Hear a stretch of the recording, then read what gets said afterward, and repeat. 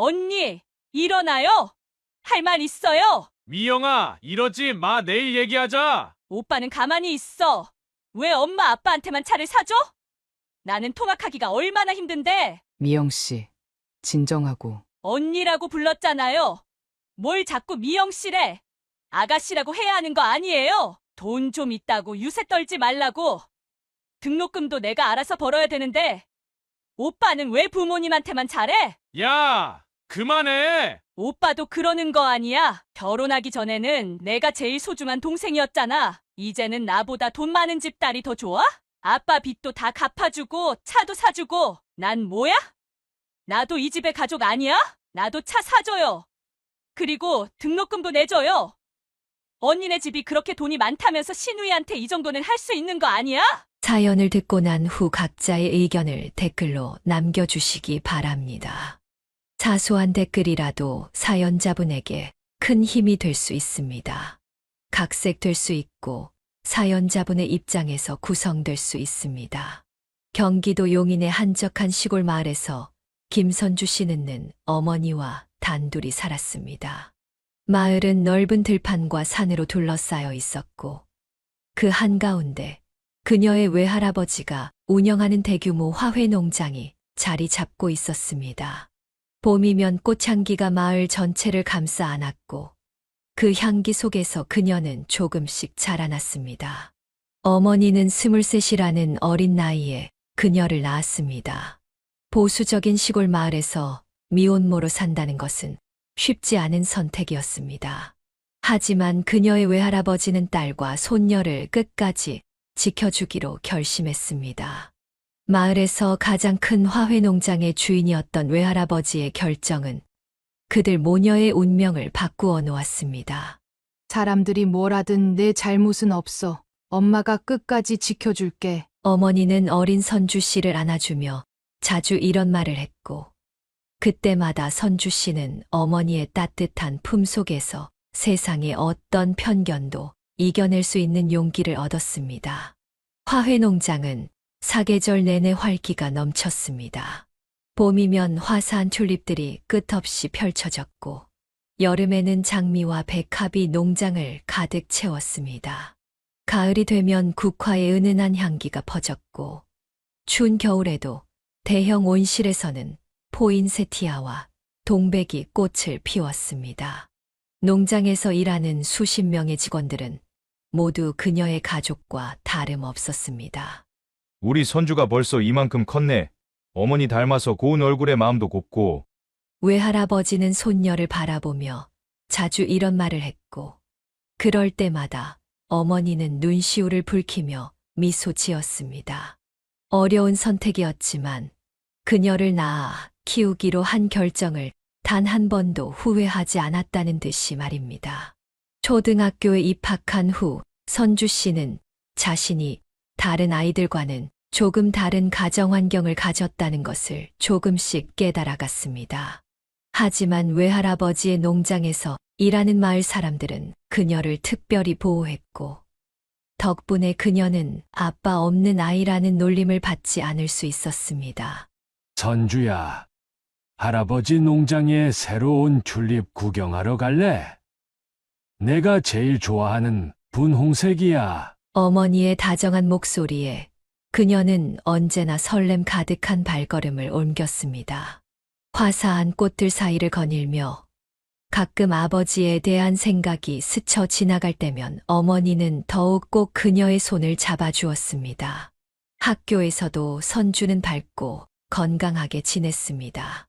공부도 잘했고 선생님들의 사랑을 듬뿍 받았습니다. 반장도 여러 번 했고 교내 100일장에서 상을 받기도 했습니다. 그녀의 글짓기 주제는 언제나 우리 엄마였습니다. 마을 주민들은 그녀를 자신의 자녀처럼 아꼈습니다. 농장에서 일하는 아주머니들은 매일 아침 따뜻한 인사를 건넸고 아저씨들은 그녀가 지나갈 때마다 웃음으로 맞아주었습니다. 이웃집 할머니는 직접 만든 김치와 반찬을 종종 들고 오셨고 그럴 때마다 어머니는 깊은 감사의 마음을 전했습니다. 어느 날 저녁 어머니는 잠들기 전 선주의 머리를 쓰다듬었습니다. 엄마, 나는 정말 행복해. 우리 둘이라서 더 행복한 것 같아. 이런 그녀의 말에 어머니는 꼭 안아주며 미소 지었습니다. 그들의 작은 가족은 비록 아버지는 없었지만 서로에 대한 깊은 사랑과 이해로 충만했고, 그것은 어떤 완벽한 가족보다도 더 단단한 유대를 만들어냈습니다. 화훼농장의 꽃들처럼 그들의 사랑도 계절마다 더욱 아름답게 피어났습니다. 김선주 씨가 20살이 되었을 때의 일입니다. 서울의 한 여자대학교에 입학한 그녀는 새로운 환경에서 자유로운 대학 생활을 시작했습니다. 화훼농장이 더욱 번창하면서 그녀의 집안은 경제적으로 더욱 안정되었고, 시골 마을에서는 그녀를 탐내는 중매 이야기가 끊이지 않았습니다. 선주야, 어제 이장님 댁에서 또 연락이 왔어. 아들이 서울대 법대 다닌다는데. 어머니는 자주 이런 말을 꺼냈고, 그때마다 그녀는 고개를 저었습니다. 엄마, 나 아직 대학교 1학년이야. 결혼은 생각도 안 해봤어. 하지만 어머니의 걱정은 깊어져만 갔습니다. 자신처럼 딸이 고생하지 않기를 바라는 마음에 좋은 집안과 일찍 인연을 맺게 하고 싶었던 것입니다. 너도 알잖아. 엄마가 얼마나 힘들게 널 키웠는지. 이제는 좋은 집안 사람 만나서 편하게 살았으면 좋겠어. 그녀는 어머니의 마음을 이해했습니다. 하지만 20살의 그녀에게는 다른 꿈이 있었습니다. 캠퍼스의 낭만을 만끽하고 싶었고, 친구들과 함께하는 과팅에서 설레는 사랑을 찾고 싶었습니다. 어머니가 정해주는 길이 아닌 자신이 선택한 사랑을 하고 싶었습니다. 우리 선주가 워낙 예쁘고 똑똑해서 그래 이번에 소개해주는 총각은 의대생인데. 마을 아주머니들도 틈만 나면 중매 이야기를 꺼냈습니다. 외할아버지의 농장이 더욱 커지면서 그녀는 좋은 조건의 신부감으로 소문이 났고, 주변에서는 너도 나도 중매를 서겠다고 나섰습니다. 선주야, 이번 주말에 시간 좀 내주면 안 될까? 서울에서 괜찮은 집 아들이. 어머니는 거의 매주 새로운 선자리를 권했지만 그녀는 번번이 거절했습니다. 대신 교내 동아리 활동과 과 행사에 적극적으로 참여했고, 친구들과 함께하는 미팅과 소개팅을 통해 자신만의 연애를 시작하고 싶어 했습니다. 엄마, 내가 아직 어려서 그런 게 아니야. 나도 이제 성인이고 내 삶은 내가 선택하고 싶어. 결국 그녀는 어머니의 권유를 단호하게 거절했습니다. 처음에는 서운해하시던 어머니도 점차 딸의 선택을 이해하게 되었습니다. 그녀 역시 젊은 시절 자신의 선택으로 딸을 키우기로 했던 것처럼 이제는 딸이 스스로의 길을 선택할 나이가 되었다는 것을 인정할 수밖에 없었습니다. 알았어, 선주야. 엄마가 너무 조급했나 보다. 내가 원하는 대로 해. 어머니의 양보로 그녀는 자유로운 대학 생활을 보낼 수 있게 되었습니다. 도서관에서 밤을 새워 공부하고, 친구들과 캠퍼스를 거닐며 수다를 떨고, 때로는 설레는 마음으로 소개팅에 나가기도 했습니다. 그것은 어쩌면 그녀에게 주어진 첫 번째 독립이었을지도 모릅니다. 외할아버지는 그런 손녀의 모습을 멀리서 지켜보며 흐뭇해했습니다. 어린 시절부터 밝고 씩씩하게 자란 손녀가 이제는 자신의 삶을 스스로 개척해 나가는 모습이 대견했기 때문입니다. 그리고 그는 딸에게 은근히 선주의 선택을 존중해 주라고 조언했습니다. 내 나이 때는 다 그런 거야. 조급해하지 말고 선주가 원하는 대로 살게 해주렴. 그렇게 시간은 지나고 김선주 씨는 대학교 3학년이 되었습니다. 그녀가 선택한 캠퍼스의 자유로운 연애는 뜻밖의 방향으로 흘러갔습니다. 그해 3월 군대를 막 전역하고 복학한 4학년 선배 정훈을 만났고, 두 사람은 급속도로 가까워졌습니다. 봄의 설렘이 여름의 열정으로 바뀌고 가을의 깊이를 더해가면서 그들의 사랑은 깊어만 갔습니다. 엄마, 나 결혼하고 싶어. 어느 겨울날 그녀가 집에 돌아와 던진 한마디에 어머니는 숟가락을 떨어뜨렸습니다. 무슨 소리야? 너 아직 대학 졸업도 안 했잖아. 어머니의 목소리에는 당혹감이 가득했습니다. 20살에는 중매를 거절하더니 이제는 스스로 결혼하겠다고 나서는 딸이 이해되지 않았습니다. 정은 선배랑 결혼하기로 했어요. 우리 진짜 사랑해요. 그놈도 이제 막 대학 졸업했는데 무슨 결혼이야? 절대 안 돼. 엄마 눈에 흙이 들어가도 안 돼. 어머니의 반대는 강경했습니다. 밤새 이어진 모녀의 대화는 결국 싸움으로 번졌습니다. 엄마가 그렇게 선보라고 했잖아. 근데 이제 와서 왜 반대하는 거야? 선을 보라고 했지. 결혼을 하라고 한 게 아니다. 적어도 엄마가 소개하는 검증된 사람을 만나보라고 했지. 어머니의 말에 그녀는 더욱 화가 났습니다. 사람이 사람 보고 좋아서 연애하고 결혼하는 건데 집안이 무슨 상관이야. 엄마 정말 속물이야. 그 말을 내뱉는 순간 방 안이 얼어붙었습니다. 어머니의 눈에서 눈물이 흘러내렸습니다. 혼자서 그녀를 키우며 겪었던 고초들, 딸만큼은 편하게 살기를 바랐던 마음들이 그 눈물에 담겨 있었습니다. 외할아버지는 이 상황을 걱정스럽게 지켜보았습니다. 선주야, 내 어머니 마음도 좀 헤아려 주렴. 너무 서둘지 말고. 하지만 22살의 그녀는 사랑에 대한 확신이 강했습니다. 정우는 성실했고 똑똑했으며 그녀를 진심으로 아끼는 것 같았습니다. 취업도 이미 결정된 상태였고 둘의 미래는 장밋빛으로만 보였습니다. 엄마, 나 정말 행복하게 살 수 있어. 정은 선배는 달라. 그녀의 간절한 설득에도 어머니는 고개를 저었습니다. 혼자서 아이를 키우며 겪었던 고난을 딸에게는 절대로 물려주고 싶지 않았기 때문입니다. 내가 20살에 선보는 건 반대했어. 그땐 내가 너무 어려서였고, 이젠 내가 좋은 사람 만나서 결혼하길 바라 하지만 이건 너무 성급해. 어머니의 말에는 딸을 향한 깊은 사랑과 걱정이 담겨 있었습니다. 하지만 첫사랑의 감정에 푹 빠진 그녀는 그것을 이해할 수 없었습니다. 엄마는 왜 나를 못 믿는 거야? 내가 선택한 사람이잖아. 이렇게 모녀는 며칠 동안 대화가 끊겼습니다. 식사 시간도 어색해졌고 마주치면 서로 눈을 피했습니다. 평소 사이가 좋았던 모녀 사이에 처음으로 깊은 골이 생겼습니다. 농장의 직원들은 이런 상황을 안타깝게 지켜보았습니다. 어린 시절부터 봐온 선주가 이제는 제 앞가림을 하려 한다는 사실이 새삼 감회를 자아냈습니다. 선주도 다 컸네. 하긴 우리가 봐온 게 엊그제 같은데. 그들은 모녀의 화해를 바라며 조심스레 중재에 나섰지만 두 사람의 입장 차이는 쉽게 좁혀지지 않았습니다. 선주 씨는 우여곡절 끝에 어머니의 반대를 겨우 무마시키고 결혼을 준비했습니다. 새로운 고난이 그녀를 기다리고 있었습니다. 남편 쪽의 형편이 생각보다 더 어려웠던 것입니다. 선주야, 미안한데 예물은 좀 간단하게 하면 안 될까? 정훈의 말에 그녀는 처음으로 현실을 마주하게 되었습니다. 나도 알아. 우리가 아직 형편이 넉넉하진 않지만 그래도 결혼이잖아. 그녀의 말끝이 흐려졌습니다. 정우는 고개를 떨군 채 말을 이었습니다.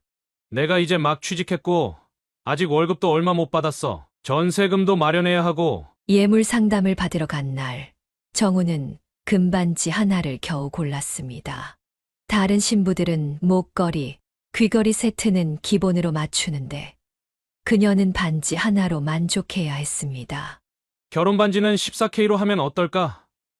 비용이 조금이라도 절약되잖아. 웨딩숍에서도 비슷한 상황이 벌어졌습니다. 정우는 가장 기본적인 패키지를 고르자고 했고 그녀가 눈여겨보던 고급 드레스는 꿈도 꾸지 못했습니다. 드레스야 하루 입는 건데 너무 비싼 걸 할 필요 있을까? 신혼여행 계획을 세우는 날에도 그녀의 마음은 무거웠습니다. 제주도는 비행기 값도 비싸고 경주로 가면 어떨까? 기차로 가면 경비도 훨씬 적게 들고. 한숨이 절로 나왔습니다. 대학 시절 친구들과 함께 꿈꾸던 로맨틱한 제주도 신혼여행은 이렇게 무산되었습니다. 그녀는 밤마다 베개를 적셨습니다. 사랑하는 사람과의 결혼인데 왜 이렇게 모든 것이 초라해져야 하는지 서러웠습니다. 결혼은 인생의 한 번뿐인 특별한 순간이라고 생각했는데 현실은 그녀의 모든 로망을 산산조각 내고 있었습니다. 어느 날 저녁 그녀는 참았던 눈물을 터뜨리며 어머니에게 찾아갔습니다. 엄마, 나 너무 속상해. 어머니는 한숨을 깊게 내쉬었습니다. 딸의 눈물을 닦아주며 말했습니다. 엄마가 다 해줄게. 내가 원하는 대로 해. 어머니는 결국 모든 결혼 비용을 부담하기로 했습니다. 평생 화훼 농장에서 일하며 모은 돈이었습니다. 처음에는 반대했던 결혼이었지만 이제는 딸이 흘리는 눈물을 더 이상 보고 싶지 않았습니다. 외할아버지도 손녀의 결혼 자금을 보태주었습니다. 우리 선주 결혼인데 걱정하지 마라. 할아버지가 다 챙겨줄게. 덕분에 그녀는 원하던 결혼식을 올릴 수 있게 되었습니다. 하얀 웨딩드레스도 마음에 드는 것으로 골랐고 신혼여행도 제주도로 계획을 변경했습니다. 예물도 목걸이와 귀걸이를 추가로 맞출 수 있었습니다. 하지만 그녀의 마음 한구석에는 작은 그늘이 졌습니다. 결혼도 하기 전에 벌써 현실의 높은 벽을 실감했기 때문입니다. 어머니의 만류가 이해되기 시작했고 스스로의 선택이 성급했던 것은 아닌지 고민이 되기 시작했습니다. 괜찮아요. 엄마, 이제 내가 선택한 거니까 후회 없이 잘 살아볼게요. 그녀는 강한 척 웃어 보였지만 어머니는 딸의 눈빛에 서린 불안을 읽을 수 있었습니다. 그저 앞으로의 시간이 딸의 선택을 후회스럽지 않게 만들어주기를 바랄 뿐이었습니다. 제주도에서의 달콤한 신혼여행을 마치고 돌아온 지 일주일이 채 지나지 않았을 때였습니다. 김선주 씨는 새 아파트에서의 신혼살림을 꾸리며 행복한 나날을 보내고 있었습니다. 서울은 아니지만 어머니가 마련해준 20평형 아파트는 비록 크지 않았지만 그녀에겐 꿈꾸던 신혼집이었습니다. 어느 날 아침 갑작스러운 초인종 소리가 들렸습니다. 문을 열자 시부모님과 시누이가 짐을 한가득 들고 서 있었습니다. 어머님, 이게 무슨? 그녀가 당황한 목소리로 묻자 시어머니는 짐을 내려놓으며 대답했습니다. 지금 너희 집이라고 했니? 우리 아들이 사는 집이면 나는 우리 집이라 생각해서 방 빼고 여기로 들어온 거야. 그녀는 말문이 막혔습니다. 정훈도 이 사실을 전혀 모르고 있었다는 듯 당황한 표정이었습니다. 어머니, 그래도 이렇게 갑자기 정훈이 조심스레 말을 꺼내려 했지만 시어머니는 아랑곳하지 않았습니다. 너희 둘 다 직장 다니느라 바쁠 텐데 밥이라도 해줄 사람이 있어야지. 신우이도 직장 구할 때까지 여기서 지내면 되잖아? 충격은 여기서 끝이 아니었습니다. 얼마 지나지 않아 시어머니의 입에서 더 놀라운 이야기가 흘러나왔습니다.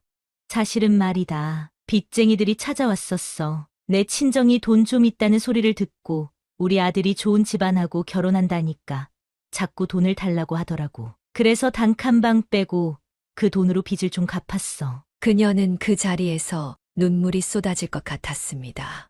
결혼 전에는 전혀 몰랐던 시댁에 빚이 있었다는 사실도 충격이었지만 그보다 더 큰 충격은 시부모님이 이렇게 불쑥 들어와 신혼집을 점령해 버렸다는 것이었습니다. 여보, 이게 무슨 일이야? 그녀의 떨리는 목소리에 정우는 고개를 숙인 채 아무 말도 하지 못했습니다. 시누이는 마치 당연하다는 듯이 작은 방에 짐을 풀기 시작했습니다. 언니, 나 잠깐만 있다가 직장 구하면 나갈게. 그동안만 좀 봐줘. 하지만 그녀는 알았습니다. 이 잠깐이 얼마나 길어질지. 신혼의 달콤한 꿈은 이렇게 하루아침에 산산조각이 났습니다. 그날 저녁 그녀는 어머니에게 전화를 걸었습니다. 하지만 차마 이 이야기를 할 수가 없었습니다. 엄마, 저 잘 지내요. 떨리는 목소리를 감추며 그녀는 전화를 끊었습니다. 혼자서 이불을 뒤집어 쓰고 울었습니다. 결혼 전에 불안한 예감이 현실이 되어 그녀를 덮쳐왔습니다. 시부모님의 갑작스러운 합가 선언은 그녀의 신혼 생활을 완전히 뒤바꿔 놓았습니다. 이제 그녀는 새내기 신부가 아닌 시부모님을 모시고 시누이와 함께 사는 며느리가 되어야 했습니다. 그것도 결혼 일주일 만에 말입니다. 저녁이면 좁은 거실에 온 가족이 모여 앉았고 그녀는 매일 아침 일찍 일어나 시부모님의 아침상을 차려야 했습니다. 신혼부부만의 소소한 행복을 꿈꾸었던 그녀의 바람은 이렇게 산산조각이 났습니다. 그리고 무더운 한밤중이었습니다. 김선주 씨는 남편과 함께 겨우 잠이 들려는 찰나였습니다. 그때 안방문이 거칠게 열리며 시누이가 비틀거리며 들어왔습니다. 술 냄새가 진동했습니다. 언니, 일어나요! 할 말 있어요! 시누이의 목소리는 술기운으로 이미 흐트러져 있었습니다. 그녀와 정우는 놀라 자리에서 일어났습니다. 미영아, 이러지 마. 내일 얘기하자. 정훈이 달래보려 했지만 시누이는 더욱 격앙된 목소리로 소리쳤습니다. 오빠는 가만히 있어. 왜 엄마 아빠한테만 차를 사줘? 나는 통학하기가 얼마나 힘든데. 시누이의 갑작스러운 분노에 그녀는 당황스러웠습니다. 결혼 후 시부모님을 위해 중고차를 한 대 구입한 것이 이런 오해를 살 줄은 몰랐습니다. 미영 씨, 진정하고. 언니라고 불렀잖아요. 뭘 자꾸 미영씨래. 아가씨라고 해야 하는 거 아니에요? 시누이는 이제 완전히 이성을 잃은 듯 했습니다. 돈 좀 있다고 유세 떨지 말라고. 등록금도 내가 알아서 벌어야 되는데 오빠는 왜 부모님한테만 잘해? 그녀는 말문이 막혔습니다. 시누이의 거친 반말이 가슴을 때렸습니다.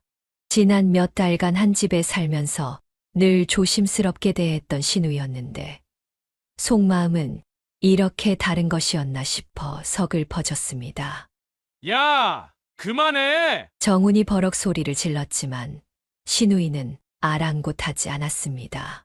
오빠도 그러는 거 아니야? 결혼하기 전에는 내가 제일 소중한 동생이었잖아. 이제는 나보다 돈 많은 집 딸이 더 좋아?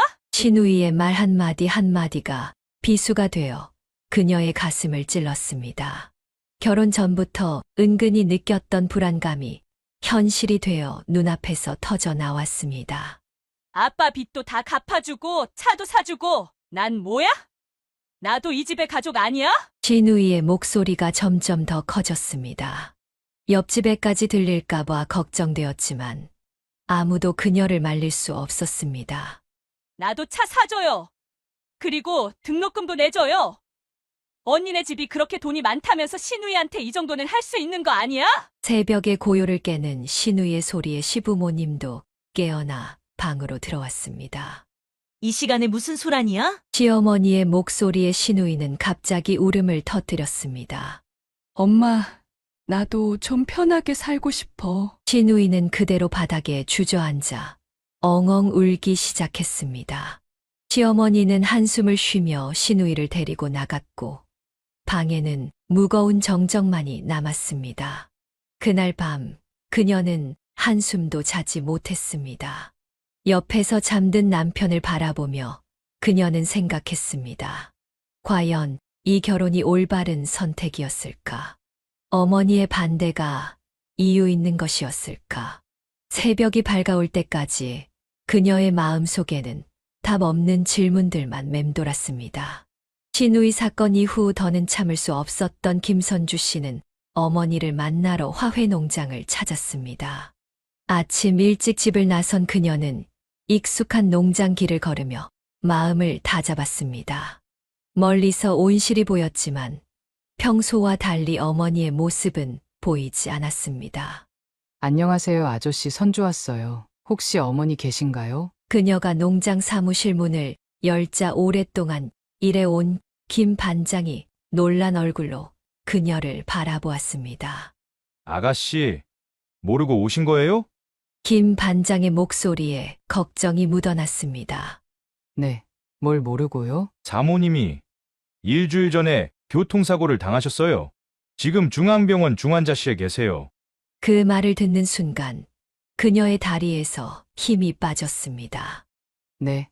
무슨, 어떻게. 새벽에 꽃시장 가시다가 트럭이 갑자기 김 반장의 설명을 더는 들을 수 없었습니다. 그녀는 그 자리에서 주저앉고 말았습니다. 왜 아무도 연락을 안 줬어요? 시어머님께 연락드렸는데 아가씨께 말씀 안 하셨나요? 그 순간 그녀의 머릿속이 하얘졌습니다. 시어머니는 알고 있었다는 말이었습니다. 눈앞이 캄캄해졌습니다. 곧바로 병원으로 달려간 그녀는 중환자실 앞에서 외할아버지를 만났습니다. 할아버지, 엄마가. 선주야, 외할아버지의 눈에는 피곤함이 가득했습니다. 일주일 동안 혼자서 병간호를 하신 것이 고스란히 드러났습니다. 집으로 돌아온 그녀는 시어머니를 마주했습니다. 어머니, 우리 엄마 교통사고 나신 거 알고 계셨어요? 시어머니는 잠시 눈을 피하더니 대답했습니다. 내가 너무 충격받을까 봐 말하지 않았어. 지금도 시부모 모시느라 힘들 텐데. 충격받을까 봐서요? 제 친엄마가 중환자실에 계신데 그걸 딸한테 알리지 않는 게 말이 돼요? 그녀의 목소리가 떨렸습니다. 난 내가 걱정돼서. 걱정이요? 어머니, 그게 정말 걱정이에요? 아니면 제가 엄마 병간호한다고 집을 비울까 봐 걱정되신 거예요? 시어머니는 말을 잃었습니다. 그녀는 더는 참지 못하고 눈물을 쏟았습니다. 전 이제 어떻게 해야 하죠? 우리 엄마한테 전 이제 뭐라고 해야 하죠? 그녀의 울음소리가 집안을 가득 채웠습니다. 남편도 시아버지도 아무도 그녀를 위로할 수 없었습니다. 그날 이후 그녀는 매일 병원과 집을 오가며 이중생활을 시작했습니다. 아침 일찍 병원에 가서 어머니를 돌보고 저녁에는 시부모님 식사를 챙겼습니다. 육체적으로도 힘들었지만 정신적 고통은 더 컸습니다. 엄마, 미안해요. 제가 이렇게 늦게 알게 돼서. 의식불명인 어머니 곁에서 그녀는 매일 눈물로 사과했습니다. 결혼 전 어머니가 그토록 반대했던 이유를 이제야 조금씩 이해하기 시작했습니다. 시어머니의 배려라는 말 속에 숨겨진 진실도 보이기 시작했습니다. 그녀의 마음 한구석에는 깊은 상처가 생겼습니다. 그것은 시댁에 대한 실망감이었고 동시에 자신의 선택에 대한 후회였습니다. 하지만 지금은 이런 감정에 빠져 있을 시간도 없었습니다. 오직 어머니의 회복만을 바라보며 그녀는 하루하루를 버텨나갔습니다. 그날도 어머니의 의식이 돌아오기를 기다리며 병원 복도를 서성이던 때였습니다. 김선주 씨는 낯선 노년 남자가 어머니의 병실을 찾아오는 것을 보았습니다. 남자는 깔끔한 양복 차림이었고 꽃다발을 들고 있었습니다. 혹시 김선주 씨죠? 그녀는 놀랐습니다. 낯선 이가 자신의 이름을 알고 있었기 때문입니다. 네. 누구신지. 저는 박춘배라고 합니다. 말씀드리기 좀 그런데 제가 선주 씨 어머님의 남자친구입니다. 그녀는 순간 귀를 의심했습니다. 네, 무슨. 사실은 남자친구라기보다는 이제는 남편이죠. 남자는 조심스레 서류 한 장을 꺼냈습니다. 혼인신고서였습니다. 그녀의 어머니와 이 남자의 이름이 선명하게 적혀 있었고 도장이 찍혀 있었습니다. 이게 무슨. 말도 안 돼요. 사고 당일 아침에 혼인신고를 마쳤어요. 선주 씨에게 이 사실을 알리러 가던 중에 그 남자의 목소리가 떨렸습니다. 어머님이 꽃시장에 들러서 좋아하는 장미를 사 가지고 오시겠다고. 그게 마지막 통화였어요. 그녀는 그 자리에 주저앉고 말았습니다. 어머니가 재혼을 준비하고 있었다는 사실도, 그것도 모르는 사이에 이미 혼인신고까지 마쳤다는 사실도 받아들이기 힘들었습니다. 왜 저한테는 한마디도. 제가 알기로는 결혼식 전에 말씀드리려고 하셨대요. 특히 선주 씨가 결혼하고 힘들어 하시는 걸 보면서 더 조심스러워 하셨다고. 그녀는 울음을 터뜨렸습니다. 병원 복도에 그녀의 흐느낌이 울려 퍼졌습니다. 전 정말 아무것도 몰랐어요. 그 남자는 조심스레 말을 이었습니다. 작년부터 어머님과 알게 되었어요.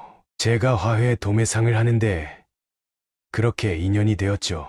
그녀는 머릿속이 혼란스러웠습니다. 어머니가 새로운 사랑을 시작했다는 사실, 그것도 자신의 결혼 즈음부터였다는 사실이 믿기지 않았습니다. 어머님은 항상 선주 씨 걱정을 하셨어요. 결혼 생활이 힘들어 보인다고. 그래서 더 조심스러워 하셨나 봐요. 그런데 왜 이렇게 갑자기? 어머님 말씀으로는 선주 씨가 힘들어하는 걸 보면서 이제는 당신도 새로운 시작을 해야겠다고 결심하셨대요. 중환자실의 어머니를 바라보며 그녀는 생각했습니다. 늘 자신만을 위해 살아온 줄 알았던 어머니에게도 자신만의 삶이, 사랑이 있었다는 사실을, 그리고 그것을 자신에게 말하지 못하고 이렇게 됐다는 사실이 가슴을 아프게 했습니다. 제발 일어나세요. 이제 제가 많이 들어줄게요. 그녀의 눈물이 어머니의 손등 위로 떨어졌습니다. 이제야 그녀는 깨달았습니다. 어머니도 한 사람의 여자로서 새로운 행복을 꿈꿀 자격이 있다는 것을. 하지만 그 깨달음이 너무 늦게 온 것은 아닐까 하는 후회가 그녀를 덮쳤습니다. 어머니의 의식이 돌아오기를 기다리던 어느 날이었습니다. 그녀는 담당 의사에게 불려 진료실로 향했습니다. 의사의 표정이 무거웠습니다. 선주 씨, 좀 앉으시죠. 드릴 말씀이 있습니다. 의사는 한참을 망설이다 입을 열었습니다. 어젯밤 당직 간호사가 이상한 일을 목격했습니다. 시어머님이 환자분의 귓가에 매우 불편한 말씀을 하시는 것을. 그녀는 가슴이 덜컥 내려앉았습니다. 무슨 말씀을요? 목숨줄이 너무 긴 거 아니냐는 말씀을 환자분 귀에 대고 속삭이셨다고 합니다. 그녀는 숨이 막혔습니다. 의사는 이어서 더 충격적인 사실을 알렸습니다. 그리고 더 심각한 문제가 있습니다. 어제 환자분의 손에서 인주 자국이 발견되었습니다. 네? CCTV를 확인해 보니 박춘배라는 분이 여러 차례 서류를 들고 와서 환자분의 손에 강제로 지장을 찍어가는 모습이 촬영되어 있었습니다. 그녀는 그 자리에서 쓰러질 것만 같았습니다. 이건 불법 아닌가요? 그렇습니다. 이미 경찰에 신고했고 CCTV 영상도 제출했습니다. 의사는 조심스럽게 말을 이었습니다. 선주 씨, 솔직히 말씀드리면 최근 들어 환자분의 상태가 갑자기 나빠진 것도 의심스러운 부분이 있습니다. 무슨 뜻이시죠? 면회 시간에 시어머님이 다녀가신 후 환자분의 링거액이 비정상적으로 빨리 줄어든 적이 몇 번 있었어요. 그녀는 온몸이 얼어붙는 것 같았습니다. 자신이 집에 있는 동안 병원에서는 이런 일들이 벌어지고 있었던 것입니다. 선주 씨, 앞으로는 허가된 보호자 외에는 절대 면회를 못하도록 조치하겠습니다. 그리고 경찰에서 곧 연락이 올 겁니다. 병실로 돌아온 그녀는 의식 없는 어머니의 손을 잡았습니다. 손바닥에 희미하게 남아있는 인주 자국이 그녀의 눈에 들어왔습니다. 엄마, 미안해요. 내가 이런 줄도 모르고. 눈물이 멈추지 않았습니다. 시어머니의 차가운 속삭임이, 새 의부의 배신이 모두가 어머니의 재산을 노린 것이었음을 깨달았습니다. 그날 저녁 경찰이 병원에 도착했습니다. 조사가 시작되었고 곧 충격적인 사실들이 하나둘 밝혀졌습니다. 새 의부라는 사람은 전문적으로 노인들을 속여 재산을 가로채는 사기꾼이었고 시어머니는 그와 내통하고 있었다는 사실이 드러났습니다. 이런 걸 어떻게 용서해. 그녀는 병실 의자에 주저앉아 흐느꼈습니다. 자신이 사랑하는 사람들, 믿었던 사람들에게 어머니가 이런 대우를 받았다는 사실이 견딜 수 없었습니다. 이제 그녀는 선택의 기로에 섰습니다. 시어머니를 고발할 것인가, 가족의 체면을 지킬 것인가. 하지만 이미 그녀의 마음 속에는 답이 정해져 있었습니다. 더는 침묵하지 않기로 한 것입니다. 경찰 수사가 본격화되면서 충격적인 진실들이 하나둘 드러났습니다. 그녀는 경찰서에서 새 일부의 서류 가방에서 발견된 증거물들을 확인했습니다. 그곳에는 어머니의 전 재산을 노린 치밀한 범죄의 흔적이 고스란히 담겨 있었습니다. 이게 다 보험금 수령인 변경 서류들입니다. 형사가 서류들을 하나씩 펼쳐 보여주었습니다. 화재보험, 상해보험, 생명보험. 어머니가 가입한 모든 보험의 수령인이 박춘배로 변경되어 있었습니다. 혼인신고도 가짜였습니다. 도장은 위조된 것으로 확인됐어요. 그녀는 책상을 붙잡아야 했습니다. 다리에 힘이 빠졌기 때문입니다. 화훼농장 소유권 이전 서류도 있었습니다. 의식이 없는 상태를 이용해서 지장을 찍은 거죠. 형사의 설명이 이어졌습니다. 박춘배는 수년간 비슷한 수법으로 여러 명의 피해자를 만들어 온 전과자였습니다. 재력 있는 미혼 여성이나 미망인을 노려 접근한 뒤 사고를 유도하거나 기다렸다가 재산을 가로채는 것이 그의 수법이었습니다. 어머니가 당하신 사고도 아직 확실한 증거는 없지만 조사 중입니다. 사고 당시 CCTV를 분석하고 있어요. 그녀는 눈물을 참을 수 없었습니다. 어머니가 그토록 아끼던 화훼농장, 평생을 바쳐 일구어온 재산이 이렇게 한순간에 날아갈 뻔했다는 사실이 믿기지 않았습니다. 시어머니는 어떻게 관련된 건가요? 박춘배와 시어머님은 지난 3개월간 수차례 만난 기록이 있습니다. 통화 내역도 확인됐고요. 형사는 조심스럽게 말을 이었습니다. 농장 소유권의 일부를 시어머님 앞으로 이전하기로 한 계약서도 발견됐습니다. 그녀는 그 자리에 주저앉고 말았습니다. 시어머니가 이런 일에 가담했다는 사실이 어머니의 생명을 위협하면서까지 재산을 노렸다는 사실이 도저히 받아들여지지 않았습니다. 체포영장이 발부됐습니다. 오늘 중으로 박춘배와 시어머님을 체포할 예정입니다. 집으로 돌아가는 길, 그녀는 한없이 울었습니다. 결혼 생활 내내 자신을 힘들게 했던 시어머니가 이런 큰 범죄를 저질렀다는 사실에 가슴이 찢어질 것 같았습니다. 병실에 도착해서 그녀는 어머니의 손을 꼭 잡았습니다. 엄마, 이제 제가 지킬게요. 아무도 엄마를 해치지 못하게 할 거예요. 창밖으로 늦가을에 해가 저물고 있었습니다. 어두워진 하늘처럼 그녀의 마음도 어두웠지만 이제는 더는 물러설 수 없다는 결심이 섰습니다. 가족이라는 이름으로 저질러진 이 끔찍한 범죄에 맞서 어머니를 지키기 위해 끝까지 싸우기로 한 것입니다. 경찰서 조사실에서 충격적인 녹음 파일을 들었습니다. 차가운 겨울바람보다 더 싸늘한 시어머니의 목소리가 녹음기를 통해 흘러나왔습니다. 그 여자 죽으면 20억 정확히 반으로 나눠서 가지는 거야. 녹음 파일을 들으며 그녀의 온몸이 떨렸습니다. 담당 형사가 조심스레 말을 이었습니다. 박춘배가 모든 것을 실토했습니다. 시어머님과의 공모 관계가 확실해졌어요. 형사는 조서를 펼쳐 박춘배의 진술을 읽어주었습니다. 시어머니가 먼저 접근했다고 합니다. 5억의 빚을 갚아주고 나머지 5억도 주기로 했다고 돈 많은 사돈을 소개해주겠다고 하더군요. 그녀는 숨이 막혔습니다. 시어머니가 처음부터 이런 계획을 갖고 있었다는 사실이 믿기지 않았습니다. 둘이 만난 횟수만 해도 20번이 넘습니다. 매번 구체적인 범행 계획을 세웠더군요. 형사는 증거물들을 하나씩 펼쳐 보였습니다. 시어머니와 박춘배의 만남이 담긴 CCTV, 영상, 통화 기록, 계좌 내역. 모든 것이 치밀하게 준비된 범죄였습니다. 어머니, 이게 무슨 짓입니까? 당신이 사람이에요? 돈에 아무리 미쳐서도 그렇지 왜 이러셨어요? 그녀의 눈에서 눈물이 흘러내렸습니다. 그래, 내가 했다. 5억이 뭐가 중요해. 20억이야. 내 아들 결혼시켜준 값을 받아야지. 시어머니의 차가운 목소리가 조사실에 울려 퍼졌습니다. 그 순간 그녀는 모든 것을 이해했습니다.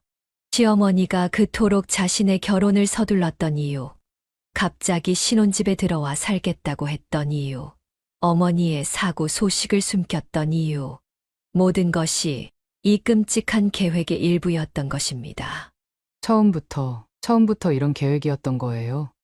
네, 시어머님은 작년부터 이미 사돈 되실 분의 재산 내역을 조사하고 있었답니다. 그녀의 결혼 전부터 이미 이런 계획이 있었다는 사실에 그녀는 말을 잊지 못했습니다. 그리고 시아버님은요? 시아버님은 전혀 모르신 것 같습니다. 지금 많이 힘들어하고 계세요. 시아버지를 생각하니 마음이 더 아팠습니다. 평생을 함께 산 아내가 이런 끔찍한 범죄를 저질렀다는 사실을 어떻게 받아들이고 계실지. 남편분이 면회 오겠다고 연락이 왔는데 만나고 싶지 않아요. 그녀는 단호하게 말했습니다. 지금은 누구도 만날 수 있는 상태가 아니었습니다. 병원으로 돌아가는 길, 그녀는 창밖으로 펼쳐진 도시의 불빛들을 바라보았습니다. 22살의 나이에 겪기에는 너무나 큰 배신이었습니다. 하지만 이제 그녀는 더 강해져야 했습니다. 어머니를 지키기 위해, 그리고 자신의 삶을 지키기 위해.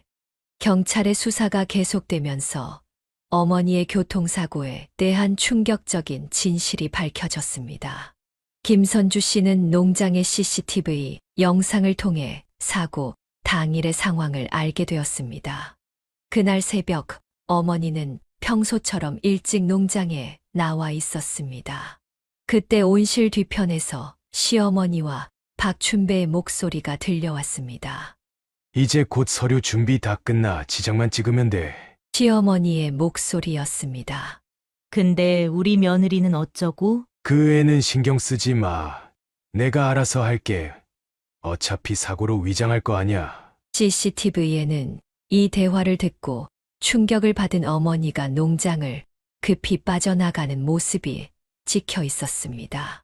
경찰은 통화 기록을 통해 어머니가 곧바로 딸에게 전화를 걸었다는 사실을 확인했습니다. 하지만 그 전화는 받지 못했고 그날 아침 끔찍한 사고가 일어났습니다. 선주 씨, 사고 현장 블랙박스도 확보했습니다. 형사가 보여준 영상에는 충격적인 장면이 담겨 있었습니다. 대형 트럭이 갑자기 차선을 바꾸며 어머니의 차를 들이받는 순간이었습니다. 트럭 운전자를 조사해보니 박춘배와 연락한 흔적이 있더군요. 그녀는 숨을 쉴 수가 없었습니다. 응급실 CCTV도 봐주셔야겠습니다. 의식을 잃은 어머니가 응급실로 실려온 직후 박춘배가 서류 가방을 들고 들어왔습니다. 의료진이 잠시 자리를 비운 틈을 타 어머니의 손에 강제로 지장을 찍는 모습이 선명하게 찍혀 있었습니다. 엄마가 그걸 다 알고 있었던 거예요. 그녀는 병실의 어머니 곁에 앉아 울었습니다. 딸을 걱정하는 마음에 급히 달려오시다가 이런 일을 당하신 것이었습니다. 엄마, 제발 일어나세요. 이제 다 알았어요. 엄마가 저를 얼마나 걱정하셨는지. 담당 의사가 들어왔습니다. 뇌의 활성도가 조금씩 좋아지고 계세요. 곧 의식이 돌아오실 것 같습니다. 그녀는 어머니의 손을 꼭 잡았습니다. 이제는 자신이 어머니를 지켜야 할 차례였습니다.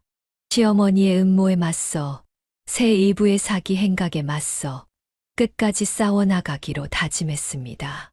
엄마, 이제 제가 지킬게요. 우리 엄마 평생 혼자 고생하시면서 저 키우셨잖아요. 이제는 제가 엄마를 지킬 차례예요. 창밖으로 첫눈이 내리기 시작했습니다. 하얀 눈이 쌓이는 것을 보며 그녀는 생각했습니다. 이 겨울이 지나면 봄이 올 것이고 그때는 어머니와 함께 농장의 꽃들을 다시 볼 수 있기를. 그리고 이번에는 아무도 그들의 행복을 빼앗을 수 없기를. 시간은 흘러 시어머니와 박춘배의 최종 선고가 있던 날이었습니다. 그녀는 법정 한편에 앉아 판사의 선고를 기다렸습니다. 어머니는 아직 의식이 완전히 돌아오지 않은 상태였지만 상태는 점차 호전되고 있었습니다. 피고인 박춘배, 이명수, 판사의 목소리가 법정에 울려 퍼졌습니다. 본 재판부는 피고인들의 범행이 명백히 계획적이고 고의적인 것으로 판단하였습니다. 증거물이 하나씩 제시되었습니다. 시어머니와 박춘배의 통화 녹음, 농장 CCTV 영상, 사고 현장 블랙박스 영상, 그리고 응급실에서 찍힌 영상까지. 모든 증거가 이들의 범행을 명백히 입증했습니다.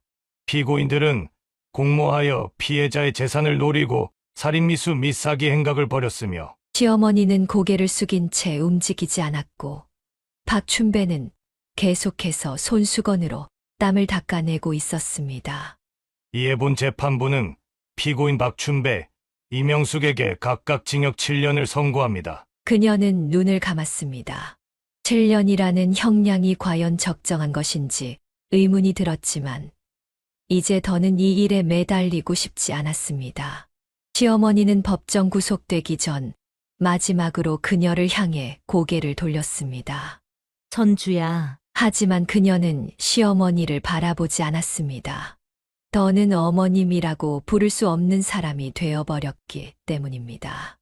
남편은 법정 밖에서 그녀를 기다리고 있었습니다. 선주야, 우리 다시 시작. 이제 그만해요. 이혼 서류는 다음 주에 보내드릴게요. 그녀의 단호한 목소리에 남편은 더 이상 아무 말도 하지 못했습니다. 법원을 나서는 길, 봄바람이 그녀의 뺨을 스쳤습니다. 어머니가 그토록 아끼던 화훼농장에도 이제 꽃이 피어날 시기였습니다. 그리고 그녀는 미소를 지었습니다. 비록 고통스러운 시간이었지만 이제는 새로운 시작을 할 수 있을 것 같았습니다. 어머니가 회복되면 함께 농장을 다시 일구고 새로운 삶을 시작할 수 있을 것입니다. 집으로 돌아가는 길, 그녀는 병원에 들러 어머니의 손을 잡았습니다. 엄마, 이제 다 끝났어요. 우리 새로 시작해요. 어머니의 손가락이 살짝 움직였습니다. 의식이 돌아오고 있다는 신호였습니다. 그녀는 눈물을 글썽이며 미소 지었습니다. 이제야 진정한 봄이 오는 것 같았습니다. 어머니의 의식이 돌아오던 무렵, 외할아버지는 갑자기 찾아온 병으로 병원에 입원하게 되었습니다. 평생을 농장과 함께 해온 그는 마지막 순간에 손녀 김선주를 불렀습니다. 선주야, 병상에 누운 외할아버지의 목소리는 여전히 따뜻했습니다. 할아버지가 너희 모녀를 위해 해준 게 없구나. 그저 농장 하나 일궈놓은 게 전부라. 그녀는 할아버지의 마른 손을 꼭 잡았습니다. 무슨 말씀이세요? 할아버지가 안 계셨다면 저희 모녀는 진작에. 아니다. 내가 진작에 내 어미 곁에서 더 든든히 지켜줬어야 했는데. 외할아버지는 잠시 숨을 고르더니 이야기를 이어갔습니다. 이 농장은 내 어미가 혼자 몸으로 널 키우면서도 하루도 빠지지 않고 일한 곳이야. 봄이면 튤립을 심으면서 내가 예쁘게 자라기를 빌었고, 여름이면 장미를 가꾸며 내 앞날이 향기롭기를 빌었지. 눈물이 그녀의 뺨을 타고 흘렀습니다. 할아버지, 이제는 내가 이 농장의 주인이 될 때가 됐다. 하지만 부탁이 하나 있구나. 외할아버지는 힘겹게 몸을 일으켜 앉았습니다. 이 농장을 단순히 돈을 버는 곳으로만 생각하지 말아라. 여기 피는 꽃들은 내 어미의 한숨과 눈물로 자란 것들이야. 내가 자라는 동안 어미가 흘린 땀방울 하나하나가 이 꽃들의 밑거름이 됐지. 그는 잠시 말을 멈추고 창밖을 바라보았습니다. 그리고 사람을 너무 미워하지 말거라. 내 시댁 식구들이 너희를 배신했다고 해서 세상 모든 사람이 그런 건 아니야. 하지만 할아버지, 저는 이제 아무도 믿을 수가 없어요. 그래, 그 마음 이해한다. 하지만 꽃들을 보거라. 봄이 되면 어김없이 피어나지 않느냐? 사람의 마음도 그런 거야. 언젠가는 다시 피어날 수 있는 거지. 외할아버지는 마지막 힘을 다해 손녀의 손을 꼭 쥐었습니다. 마지막으로 내 어미를 잘 부탁한다. 너희 둘이 서로를 지키며 살아가는 게 이 할애비의 마지막 소원이야. 그로부터 일주일 후 외할아버지는 조용히 눈을 감았습니다. 평생을 농장과 함께 해온 그는 마지막까지도 손녀와 딸을 걱정하는 마음으로 가득했습니다. 바람에 꽃들이 흔들리는 모습을 보며 그녀는 할아버지의 마지막 말씀을 되새겼습니다. 사람에 대한 믿음, 그리고 농장의 진정한 의미에 대해. 그의 마지막 부탁은 그렇게 그녀의 마음 속에 깊이 새겨졌습니다. 곧 그녀는 이혼 소송을 시작했습니다. 그녀는 이제 자신의 삶을 정리할 때가 되었다고 판단했습니다. 선주 씨, 이번 소송은 굉장히 유리합니다. 시어머님의 범죄 기록이 결정적 증거가 될 거예요. 변호사의 말에 그녀는 고개를 끄덕였습니다. 어머니와 시누이가 저희 신혼집에 강제로 들어온 것부터 어머니 사고까지 모든 증거가 있죠? 네, 모두 준비되어 있습니다. 법원에 제출된 증거들은 막강했습니다. 시어머니와 시누이의 갑작스러운 합가 선언, 신혼생활 침해, 어머니, 교통사고 관련 공모 혐의, 그리고 재산 탈취 시도까지 모든 것이 상세히 기록되어 있었습니다. 정훈 씨가 찾아왔었어요. 합의 이혼을 하고 싶다고. 합의는 없습니다. 제가 당한 모든 일에 대한 책임을 져야 해요. 그녀의 단호한 태도에 변호사도 동의했습니다. 재판이 진행되는 동안 정훈의 가족들은 그녀에게 수차례 연락을 시도했습니다. 선주야, 정말 미안한다. 그런데 우리 집안은 이미 파산이다. 시아버지의 애원 섞인 전화도 왔지만 그녀는 더 이상 마음이 흔들리지 않았습니다. 아버님, 죄송하지만 이건 제 인생이 걸린 문제예요. 마침내 재판부는 3억 원의 위자료 지급을 명령했습니다.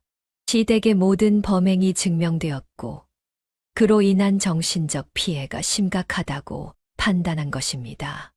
이미 5억의 빚이 있는데 이제 3억을 더. 정우는 법정 밖에서 망연자실한 표정으로 중얼거렸습니다. 결국 시댁은 파산 신청을 하게 되었습니다. 모아둔 재산은 이미 빚으로 다 날렸고 이제 위자료까지 더해져 더는 버틸 수 없는 상황이 된 것입니다. 선주야, 마지막으로 한 번만 봐줘. 정훈이 마지막으로 찾아왔을 때 그녀는 이미 새로운 집으로 이사를 준비하고 있었습니다. 미안해요. 하지만 이제 정말 끝이에요. 이혼이 확정된 날, 그녀는 어머니의 병실로 향했습니다. 어머니는 이제 의식이 거의 돌아와 있었고 재활 치료를 시작한 상태였습니다. 엄마, 저 이제 새로 시작해요. 엄마 말씀이 다 맞았어요. 어머니는 말없이 딸의 손을 꼭 잡아주었습니다. 그 손길에는 미안함과 사랑이 담겨 있었습니다. 창밖으로 늦여름의 햇살이 비쳤습니다. 어머니의 화훼 농장에서는 여전히 꽃들이 피어나고 있었고 그녀는 이제 새로운 삶을 시작할 준비가 되어 있었습니다. 23살, 너무 이른 나이에 결혼했다가 이혼하게 되었지만 그녀는 이제 더 강해졌습니다. 판결이 끝난 후 전 남편의 삶은 나락으로 떨어졌습니다. 3억의 위자료를 갚아야 했고 이미 5억의 빚이 있던 집안은 완전히 무너져 버렸습니다. 시어머니는 교도소에 수감되었고 시누이는 갑자기 사라져 버렸습니다.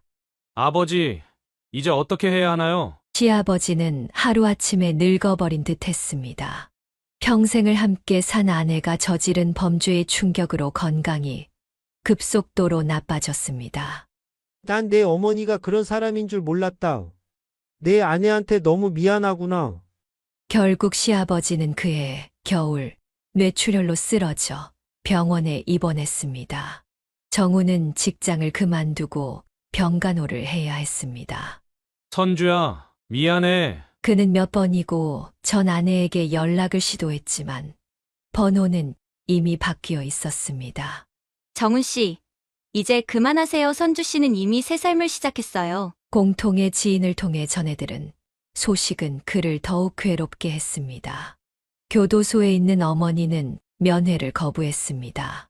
다만 편지 한 통을 보내왔습니다. 내가 무너지는 걸 보고 싶지 않아. 이제 너만이라도 새 삶을 살아라. 시아버지의 병원비와 위자료를 갚기 위해 정우는 직장을 전전했습니다. 대기업을 그만두고 작은 회사로 옮겨 다녔지만 빚은 줄어들 기미가 보이지 않았습니다. 혹시 김선주 씨 소식 들으셨나요? 가끔 그는 화훼 농장 근처를 서성거렸습니다. 하지만 더 이상 그가 들어갈 수 있는 곳이 아니었습니다. 시어머니가 출소했을 때 정우는 조그만 원룸에서 살고 있었습니다. 시아버지는 이미 돌아가셨고 신우이는 여전히 소식이 없었습니다.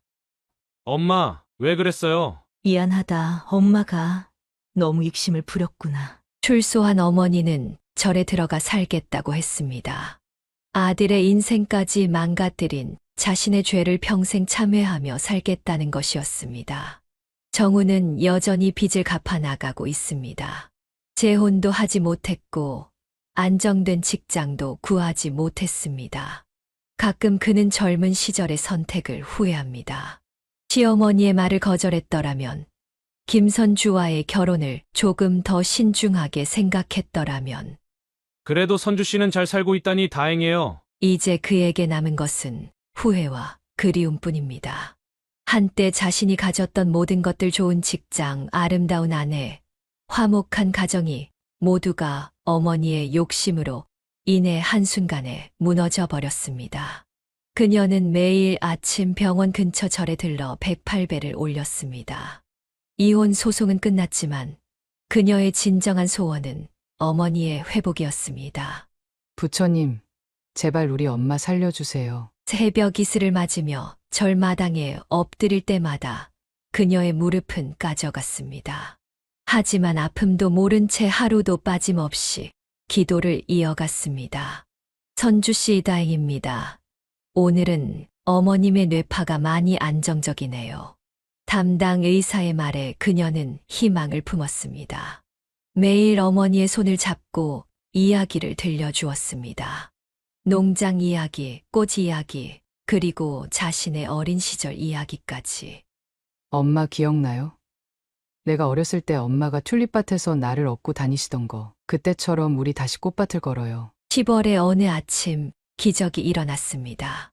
어머니가 눈을 떴고 딸의 이름을 불렀습니다. 주야. 그 한마디에 그녀는 울음을 터뜨렸습니다. 엄마. 의료진이 놀란 것은 어머니의 의지였습니다. 보통의 환자라면 수개월이 걸릴 재활을 어머니는 놀라운 속도로 해내고 있었습니다. 이렇게 빨리 회복하시는 경우는 처음 봅니다. 정말 놀랍네요. 어머니는 나중에 말씀하셨습니다. 너를 혼자 둘 수는 없었어. 내가 매일 내 손을 잡고 울던 걸 다 들었단다. 의식이 없는 것처럼 보였지만 어머니는 딸의 목소리를 계속 들으셨던 것입니다. 그 소리를 따라, 그 손길을 따라 이승으로 돌아오신 것입니다. 엄마가 없으면 누가 내 딸 지켜주겠어. 그래서 죽을 수가 없었어. 어머니의 말씀에 그녀는 또다시 눈물을 흘렸습니다.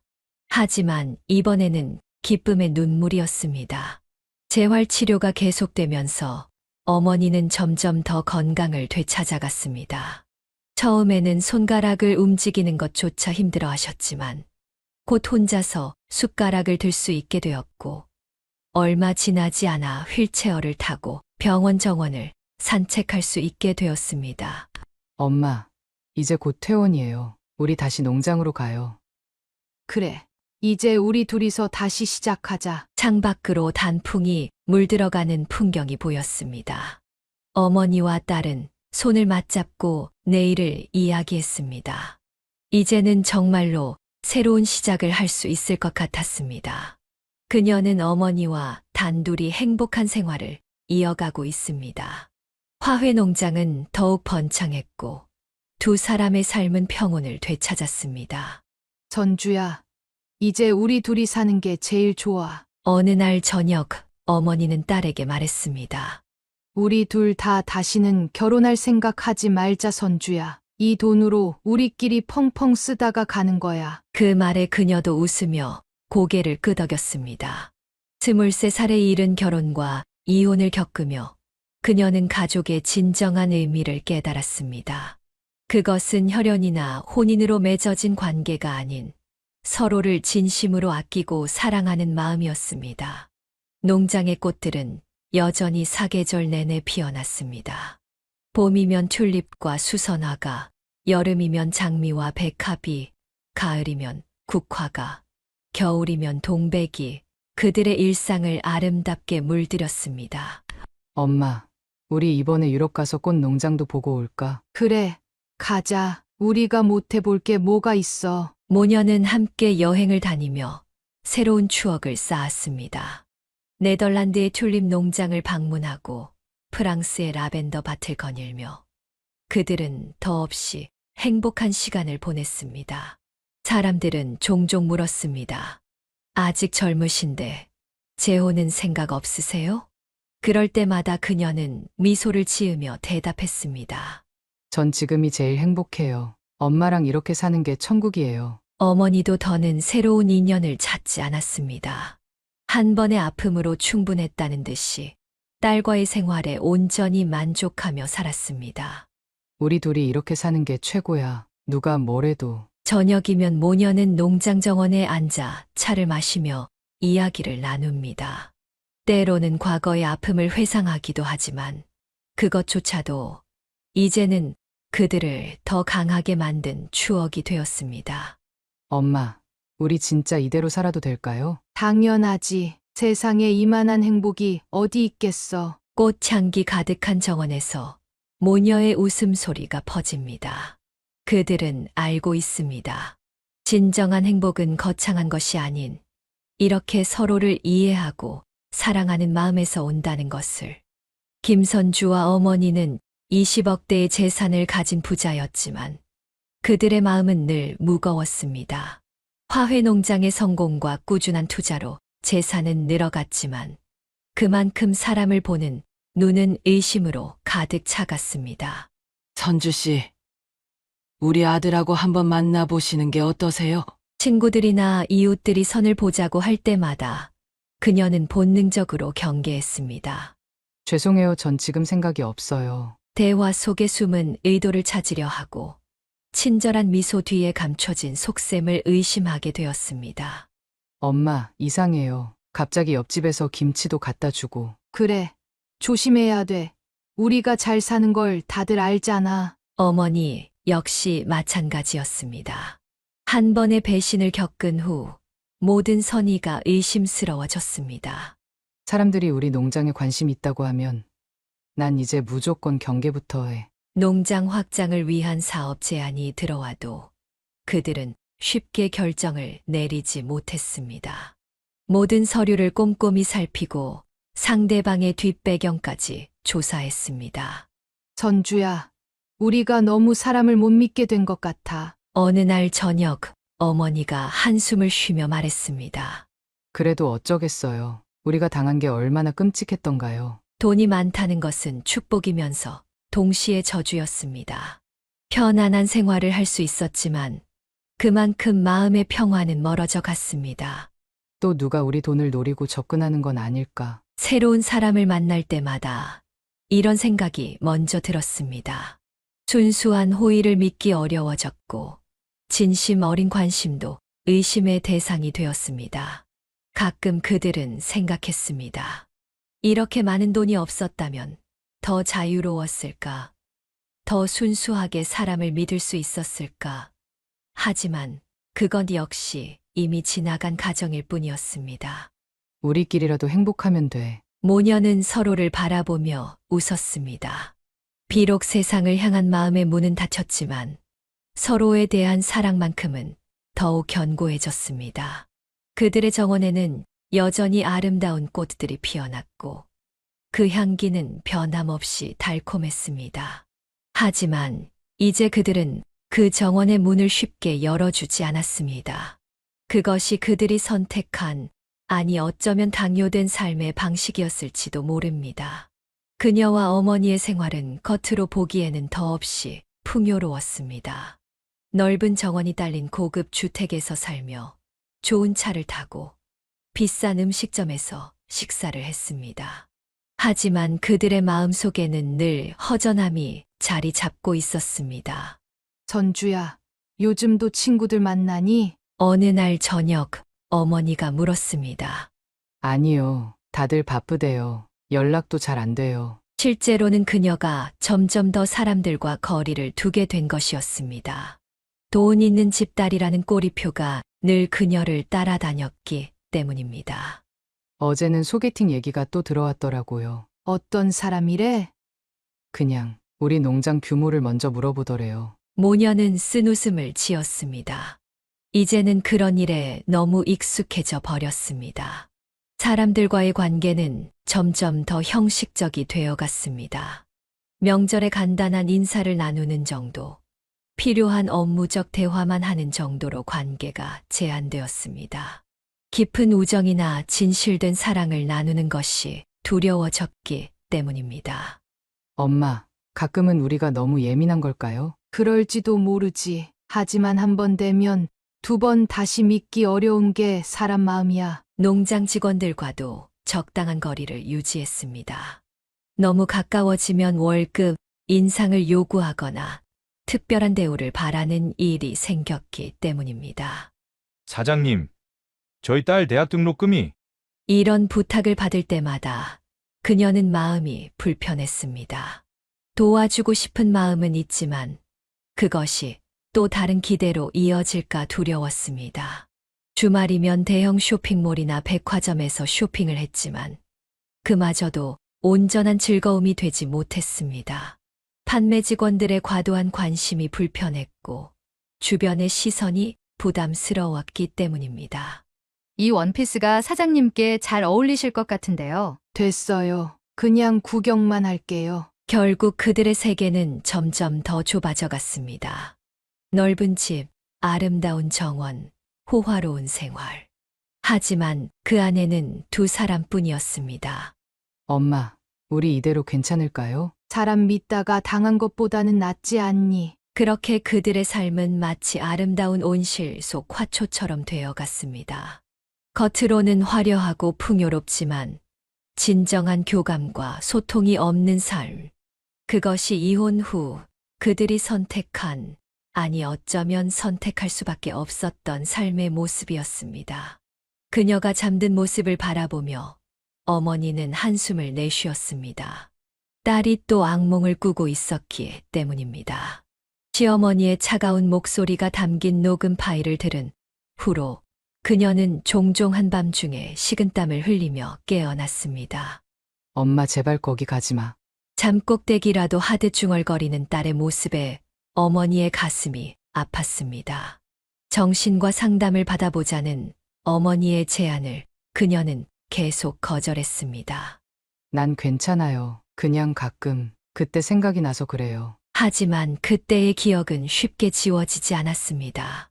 법정에서 시어머니가 했던 말, 박춘배의 고백, 그리고 그들이 자신의 어머니를 해하려 했던 모든 계획들. 그 기억들은 여전히 생생했습니다. 선주야, 우리 함께 상담을 받아보는 건 어떨까? 어느 날 아침 어머니가 조심스레 제안했습니다. 엄마도 그래요? 엄마도 힘든가요? 그래.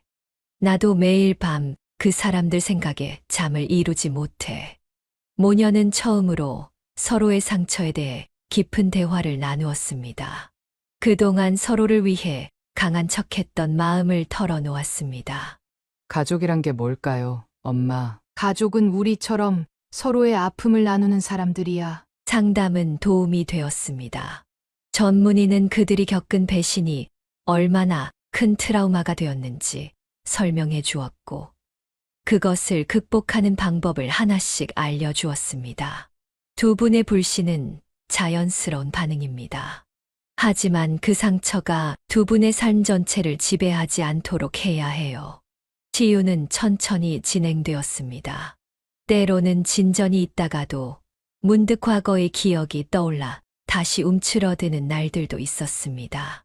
엄마, 난 이제 결혼이란 걸 평생 못할 것 같아요. 그래도 괜찮아. 사랑이란 게 꼭 결혼이어야 하는 건 아니잖아. 그들은 점차 깨달았습니다. 상처는 완전히 지워지지 않을 수도 있지만 그것과 함께 살아가는 법을 배울 수는 있다는 것을. 그리고 그 과정에서 서로에 대한 사랑과 신뢰는 더욱 깊어진다는 것을. 우리가 서로를 지키면서 살아가는 거야. 그게 우리의 새로운 가족이야. 어머니의 말에 그녀는 고개를 끄덕였습니다. 비록 세상에 대한 신뢰는 무너졌지만 서로에 대한 믿음만은 더욱 단단해졌다는 것을 그들은 알고 있었습니다. 그녀는 서울의 한 꽃시장에서 뜻밖의 만남을 가졌습니다. 새로운 품종의 난초를 확인하러 온 그녀는 한 남자와 마주쳤습니다. 허름한 작업복을 입고 꽃을 나르고 있는 그 남자는 바로 정훈이었습니다. 선주 씨, 정훈의 목소리가 떨렸습니다. 고급 정장 대신 낡은 작업복을 입은 그의 모습은 한때 대기업 과장이었던 예전의 모습과는 너무나 달랐습니다. 여기서 일하시나 봐요. 그녀의 목소리는 담담했습니다. 네, 꽃을 나르는 일을 하고 있습니다. 정훈은 고개를 숙인 채 말을 이었습니다. 어머님은 좋아지셨다고 들었습니다. 다행이에요. 네, 덕분에요. 그녀의 차가운 대답에 정훈은 쓴웃음을 지었습니다. 저희 어머니는 아직도 절에 계세요. 매일 참여하신다고 신우이는 여전히 연락이 없고요. 잠시 침묵이 흘렀습니다. 선주 씨, 농장이 많이 커졌다고 들었어요. 정말 대단하시네요. 네, 이제 꽃 치료 프로그램도 시작했어요. 상처받은 사람들을 위한. 그녀의 말에 정훈의 눈시울이 붉어졌습니다. 저도 제가 진작 어머니를 말렸어야 했는데 이제 그런 이야기는 의미 없어요. 그녀는 담담하게 말을 이었습니다. 그래도 다행이네요. 이렇게라도 정직하게 일하고 계시니 네, 빚은 아직 다 못 갚았지만 조금씩이라도. 정훈의 말끝이 흐려졌습니다. 그때 그녀의 전화가 울렸습니다. 엄마? 네, 지금 난초 보러 왔어요. 그럼 안녕히 가세요. 정훈이 꾸벅 인사를 하고 돌아섰습니다. 그의 뒷모습은 한없이 초라해 보였습니다. 차에 오르며 그녀는 생각했습니다. 한때 그토록 사랑했던 사람이 이제는 그저 꽃시장의 한 직원이 되어 있다는 사실이. 하지만 그녀의 마음에는 더 이상 미움도 연민도 남아있지 않았습니다. 그저 먼 과거의 한 페이지처럼 느껴질 뿐이었습니다. 집으로 돌아와 어머니에게 이 만남을 이야기했습니다. 엄마, 오늘 정훈 씨를 만났어요. 꽃시장에서 일하고 있더라고요. 어머니는 잠시 말없이 그녀를 바라보았습니다. 괜찮아? 네. 이제는 정말 아무렇지도 않아요. 그날 밤 그녀는 문득 깨달았습니다. 자신이 진정으로 과거의 상처를 극복했다는 것을. 이제는 정말로 새로운 삶을 살아갈 준비가 되었다는 것을. 김선주 씨는 어머니와 함께 화훼농장의 새로운 온실을 바라보고 있었습니다. 이곳은 그들이 새롭게 시작하는 꿈꾸는 정원 프로젝트의 첫 발자국이었습니다. 엄마, 이제는 우리도 변화가 필요한 것 같아요. 그래. 이렇게 재산만 지키면서 살 순 없지. 어머니의 교통사고 이후 10년이 흘렀습니다. 그동안 그들은 세상과 담을 쌓고 살았지만 이제는 그 높은 담을 조금씩 낮추어 보기로 했습니다. 꿈꾸는 정원에서 아이들이 꽃을 가꾸면서 힐링도 하고 장애가 있는 분들도 원예 치료를 받을 수 있게. 그녀의 말에 어머니가 미소를 지었습니다. 내가 그동안 많이 생각했구나. 새로운 온실은 수익을 위한 공간이 아닌 상처받은 사람들이 꽃과 함께 치유받는 공간이 될 것입니다. 그들이 겪었던 것과 같은 아픔을 가진 이들에게 작은 위로가 되어줄 수 있기를 바라는 마음으로 시작한 프로젝트였습니다. 우리가 가진 돈이 이렇게 쓰이면 좋겠어요. 누군가에게 위로가 되는. 그들은 깨달았습니다. 돈을 지키는 것보다 중요한 것은 그 돈으로 무엇을 할 수 있는가 하는 것임을. 상처는 여전히 그들 안에 있지만 이제는 그 상처를 통해 다른 이들을 이해하고 돕는 힘으로 바꾸어 가고 있었습니다. 선주야, 우리도 이제 조금씩 변할 수 있을까? 네. 엄마, 우리도 이제 봄이 온 것 같아요. 온실 너머로 보이는 봄 하늘은 유난히 맑았습니다. 새로운 시작을 알리는 듯한 꽃향기가 그들의 마음을 가볍게 만들었습니다. 여전히 세상은 두렵지만 이제 그들은 그 두려움을 너머의 무언가를 보기 시작했습니다. 사연을 듣고 댓글을 남겨주시기 바랍니다. 사소한 의견일지라도 사연자분에게는 큰 힘이 됩니다. 노골적인 악성 댓글은 사연자분에게 상처가 될 수 있으니 삼가주시기 바랍니다.